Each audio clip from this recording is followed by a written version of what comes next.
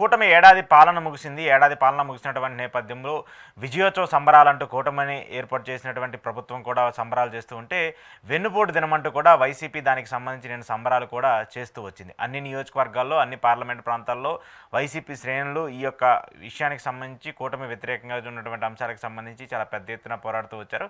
కూటమి ఏదైతే ఎన్నికల్లో హామీలు ఇచ్చిందో ఆ హామీలు సరిగా అమలు చేయలేదు, వెన్నుపోటు పొడిచారంటూ కూడా చంద్రబాబు నాయుడిని, పవన్ కళ్యాణ్ గారిని టార్గెట్ చేస్తూ కొన్ని వ్యాఖ్యలు చేస్తూ వచ్చింది. అయితే ఒక విధంగా కూటమి ఏడాది పాలనకు సంబంధించి కూటమి ఎంత సక్సెస్ అయిందో తెలియదు, కానీ ఆ నెగిటివిటీని, ఆ కూటమి ఇచ్చినటువంటి హామీలు సరిగా అమలు చేయటువంటి నేపథ్యం ఏదైతే ఉందో దాన్ని మాత్రం వైసీపీ నిన్న వెన్నుపోటు దినం కార్యక్రమం వల్ల ఒక ముందడుగు అయితే వేస్తూ వచ్చింది. దానికి సంబంధించి ఒక విజయాన్ని అయితే ఖరారు చేసుకుంటూ ఉంటుంది. వాస్తవానికి జగన్మోహన్ రెడ్డి అధికారం కోల్పోయిన తర్వాత 11 స్థానాలకు పడిపోయిన తర్వాత ఇంకా పార్టీ సంస్థాగతంగా ఉండదు, పార్టీ నిర్మాణంగా ఉండదు, కార్యకర్తలు యాక్టివ్గా ఉండరు.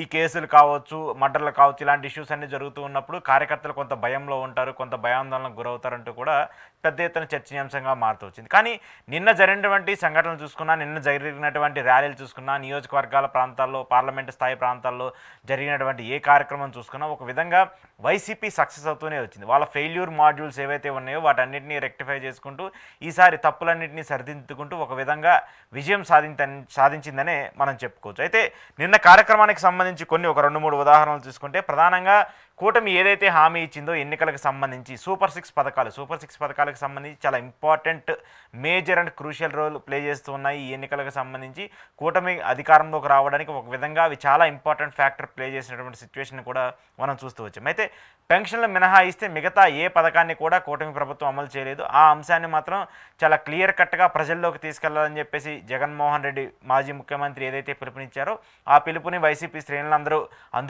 అందుకొని దాన్ని ప్రజల్లోకి తీసుకెళ్తున్నారు. అయితే ఈ ఏడాదికి సంబంధించి ఇవ్వాల్సినటువంటి హామీలు కావచ్చు, ఇస్తామన్నటువంటి పథకాలు కావచ్చు, అవన్నీ ఇవ్వలేకపోయారు. కాబట్టి ప్రజల్లో ఒక వ్యతిరేకత ఉంది అనేటువంటి ఒక భావజాలం కూడా మనకి ప్రధానంగా కనిపిస్తుంది. సో ఈ అంశాలన్నీ చూసుకుంటూ ఉన్నప్పుడు వీటన్నిటినీ కూడా మేజర్ ఎఫెక్ట్గా ప్రజలకు సంబంధించిన అంశాలుగా వీటన్నిటినీ కూడా జనాల్లోకి తీసుకెళ్లే కార్యక్రమం వైసీపీ చేసింది. చేసిన దాంట్లో వైసీపీ ఒక ఇంత విజయంగానే భావించవచ్చు. అయితే దాంతోపాటు పార్టీకి సంబంధించిన వ్యవహారాలపైన, పార్టీకి సంబంధించినటువంటి పునర్నిర్మాణం పైన మాజీ ముఖ్యమంత్రి జగన్మోహన్ రెడ్డి గారు చాలా క్లియర్ కట్ ఇండికేషన్స్తో చాలా క్లియర్ కట్గా ఆయన ఒక దిశానిర్దేశం చేస్తూ వచ్చారంటే ఈ ఏడాది పాలనలోనే ఇంత మార్పులు జరిగాయా అనేటువంటి చాలామందికి సందేహాలు ఉండొచ్చు. కానీ జగన్మోహన్ రెడ్డి గారు అయితే చాలా క్లియర్ కట్గా జరిగినటువంటి తప్పుల్ని, చేసినటువంటి అంశాలన్నింటినీ కూడా రెక్టిఫై చేసుకుంటూ పార్టీ కార్యక్రమాలు, పార్టీ నేతలు, లోకల్గా ఉండేటువంటి క్యాడర్ని, ప్రధానంగా కార్యకర్తల్ని వాళ్ళందరినీ పట్టించుకోవాలనేటువంటి ఒక దూరదృష్టితో, వాళ్ళే ఇంపార్టెంట్ అనేటువంటి ఒక అంశంతో ఆయన అయితే ముందుకు వస్తున్నారు. దానికి సంబంధించి నిన్న జరిగినటువంటి కార్యక్రమంలో కార్యకర్తలు ఏ మేర ఎంత ఇంపార్టెంట్ రోల్ ప్లే చేశారో కూడా మనందరం చూస్తున్నాం. సో ఈ అంశాలన్నీ చూసుకుంటూ ఉన్నప్పుడు ఏడాది పాలనలో కూటమి సంబరాలు జరుపుకునే సిచ్యువేషన్ లేకపోయినప్పటికీ కూడా ఆ సంబరాలు చేస్తామని చెప్పేసినటువంటి పిలుపునిచ్చినప్పటికీ కూడా ఎక్కడా కూడా బయటకు వచ్చి నేతలు చేసేటువంటి పరిస్థితి అయితే కనిపించట్లేదు. కానీ ఆ అంశాన్ని మాత్రం ప్రతిపక్షం అందిపుచ్చుకుంది. అంతే YCP party అందిపుచ్చుకొని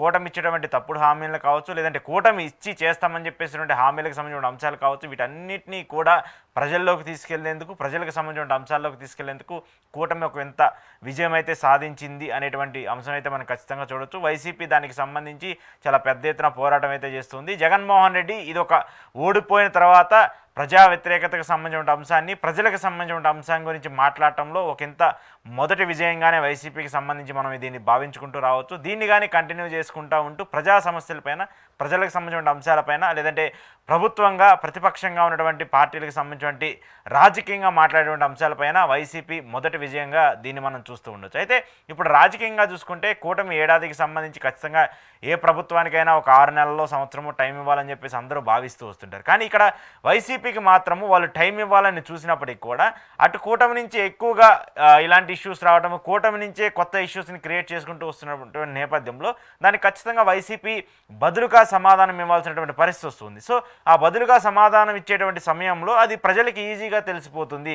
okay, Chandrababu Naidu గారు ఎలా చేశారు, పవన్ కళ్యాణ్ గారు ఎలా చేశారు, వాళ్ళు మనకి హామీలు ఇస్తామన్నారు కదా, అమ్మ ఒడి కింద లేదంటే తల్లికి వందనం కింద 15,000 ఇస్తామన్నారు కదా, రైతులకు 20,000 ఇస్తామన్నారు కదా, అలాంటి వ్యాఖ్యల్ని కూటమి చేయటము, దానికి బదులుగా మీరు ఇవ్వలేరంటూ కూడా వైసీపీ నేతలందరూ బయటకు వచ్చి మాట్లాడటం, ఇవన్నీ కూడా చూస్తూ ఉంటే లేనిపోని ఇష్యూస్ని కూటమే కల్పించుకొని అది వైసీపీకి మైలేజ్గా తీసుకొచ్చే ప్రయత్నాన్ని మాత్రము ఇక్కడ ప్రభుత్వం చేస్తుందనేది క్లియర్ కట్గా అర్థమవుతుంది. సో ఏది ఏమైనప్పటికీ కూటమి ఏడాది పాలనకు సంబంధించి ఎన్ని పాజిటివ్ మెజర్స్ ఉన్నాయో తెలియదు, కానీ ఆ పాజిటివ్ మెజర్స్ని చెప్పుకోవడంలో కూటమి విఫలమైంది. అయితే ఏదైతే ఎన్నికల హామీలకు సంబంధించిన అంశాలు ఉన్నాయో ఆ ఎన్నికల హామీలకు సంబంధించిన అంశాన్ని వైసీపీ చాలా గట్టిగా ప్రజల్లోకి తీసుకెళ్తూ వచ్చింది. ప్రజలకు సంబంధించిన అంశాల మీద పోరాటం చేస్తాము, ప్రతిపక్షంగా మేము ఉంటామనేటువంటి ఒక భరోసానైతే ప్రజల్లో కల్పించడంలో మాజీ ముఖ్యమంత్రి జగన్మోహన్ రెడ్డి సక్సెస్ అయ్యారు. దానికి సంబంధించి నిన్న జరిగినటువంటి వెన్నుపోటు దినం ఒక నిదర్శనగా కనిపిస్తుంది.